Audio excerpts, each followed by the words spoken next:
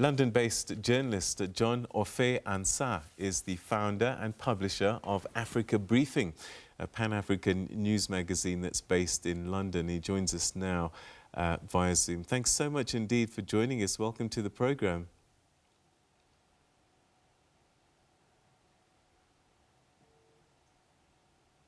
All right, I'm not sure if we have him. Hello, Mr. Ansah, are you there?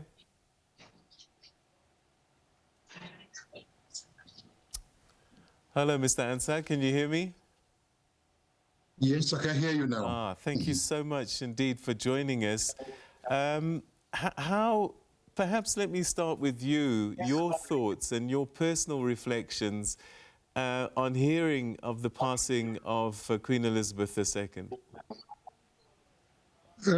Actually, it didn't come as much as so much as a surprise, but at the same time, any loss of life, any death is shocking. Okay, so I was glued to my TV all afternoon whilst working at home, and we heard the news that. But number one, look, it was just Tuesday that she received the resignation of the former Prime Minister Boris Johnson, and also asked the current Prime Minister, the new Prime Minister Liz Truss, to form a new government. That was just 2 days ago. And yesterday, or early this morning, it was announced that the Privy Council meeting that she usually chaired, had been cancelled because she was unwell. And come early this afternoon, we heard that Prince Charles, now King Charles III, and his siblings, Princess Anne, Prince Edward, and Prince Andrew, and also his children, Prince William and Prince Harry, were all flying up to Balmoral in Scotland, to see her. That was when we realized that the end was near. But still, when the news broke early this evening, that she had passed, it came as a big shock and as a big surprise to all of us here. I've been getting a sense that, particularly amongst Afro-Saxons and African immigrants, that it seems to be a generational thing. The older you are, the more affinity and perhaps sadness is felt, and that younger people perhaps are not having the same journey.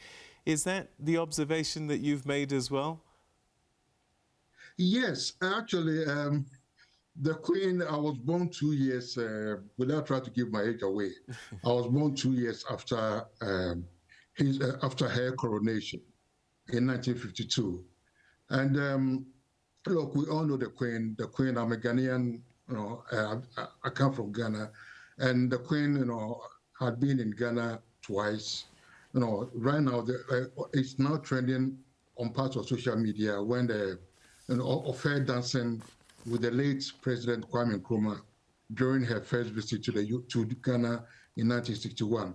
So we all have an affinity, to the Queen. I mean, she was the head of the Commonwealth, and she was until 1960, the head of state of Ghana and so many other Commonwealth countries. So African immigrants here of my generation actually, have an affinity, to the Queen, the late Queen. Do you think back home in Ghana that there's a sense of sadness as well? There is a sense of sadness, not generally, but like I said, people of my generation, yes, will feel sad. Our President Akufo-Addo has posted his message of condolence, expressing, his sadness at the loss and all that. But people, Ghanaians of my generation, will feel the sadness, yeah. She was known for her service and work in communities across the country. Did some of that touch the lives of African immigrants and migrants? Oh, yes, she did. she did it so in so many ways that time here, will not permit me to recount.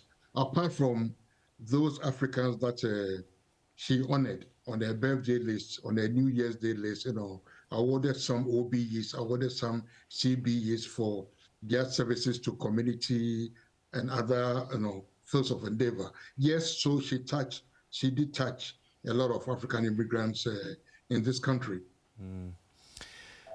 What do you think she'll be most remembered for? She will be most remembered for, from my perspective, personal perspective, she will be remembered for keeping the Commonwealth together.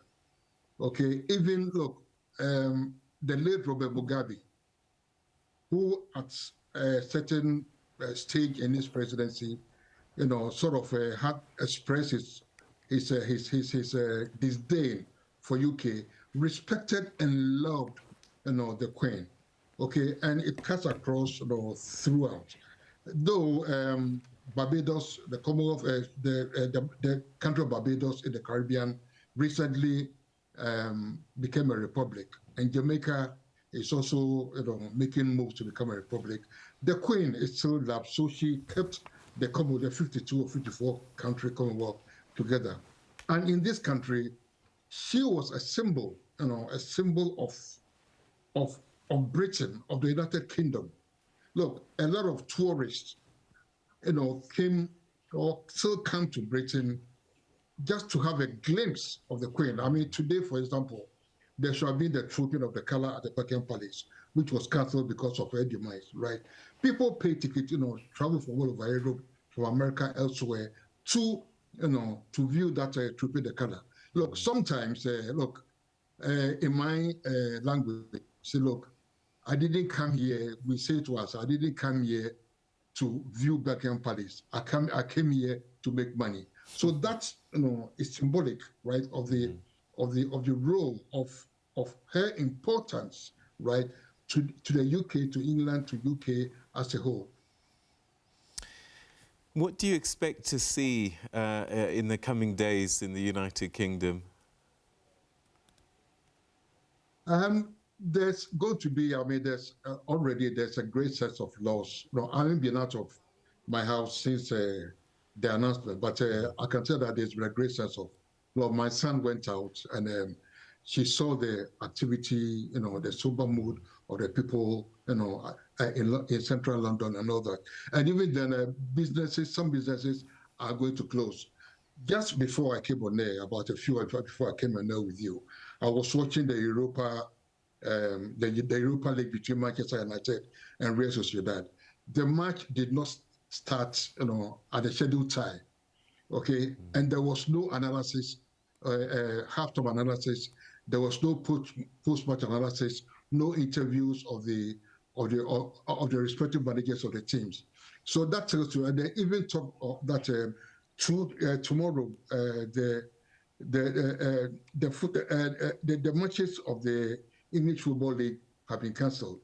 And come this weekend, the Premier League, which is the most watched, soccer, league in the world, right, I'm sure will be postponed just in honor of her memory. So, and again, a lot of, I'm sure, some businesses, might close. My son works in a nightclub. He's a club DJ and one of the top clubs in the West End, right? He's even thinking that tomorrow the club might not open just, to respect him, to respect the memory of the Queen. So his passing is going to affect a lot of human activity, if you like, in the UK. What are you going to remember her for personally? Is there a memory that you have that strikes you?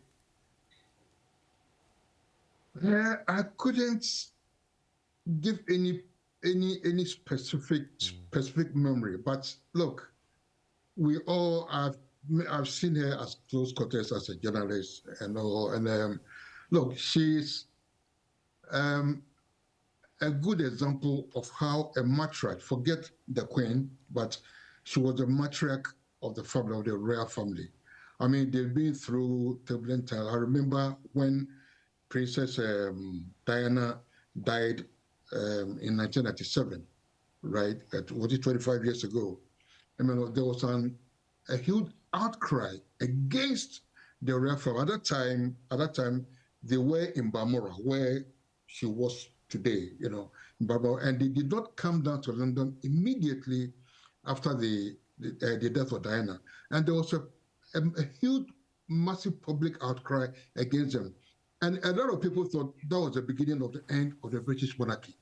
But this woman actually changed, responded to the public mood, okay, and changed things. And so, I mean, look, and so the British public again warmed up to her. So she's a matriarch, she's a mother, well, she was a matriarch, she was a mother who led by example, who grew by example. So these are some of the abiding memories, I have of her.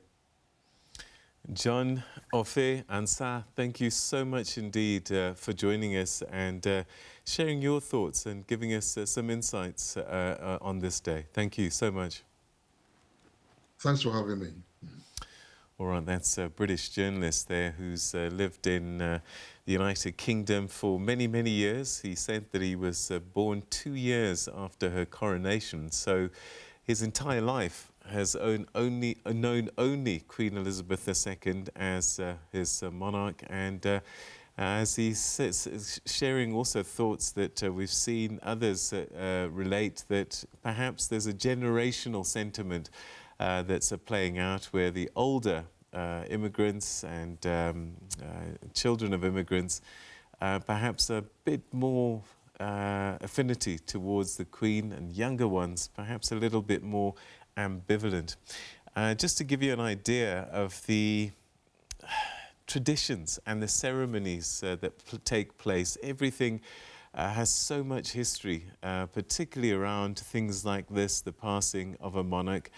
The official announcement from Buckingham Palace would have been preceded by something called a call cascade. And this is when the Prime Minister is informed personally by the Queen's private secretary. And the news then is passed through to the Cabinet Secretary of the Privy Council, which coordinates government work on behalf of the monarch. And only then will the official notification have been made to the public. Flags across the royal residences, all flying at half-mast.